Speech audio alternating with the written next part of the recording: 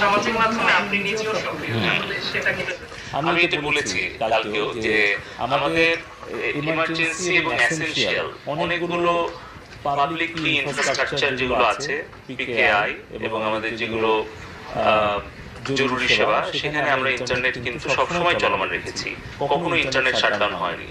এই ইউকেতে house of কমন্সে যে 3 জন মেম্বার পার্লামেন্ট যারা এটার ব্যাপারে সমালোচনা করেছেন, তাদেরকে আমরা লিখিত জবাব আমাদের হাই কমিশনের মাধ্যমে ফরেন মিনিস্ট্রির মাধ্যমে পাঠিয়েছি। আমরা কোনো সময়ে সম্পূর্ণ বিচ্ছিন্ন হইনি বিশ্ব থেকে, এবং এই কারণে আমি বলছি আমাদের গুরুত্বপূর্ণ কিছু তথ্য অবকাঠামো এবং তথ্য পরিকাঠামোতে আমরা ইন্টারনেট যুক্ত রেখেছিলাম।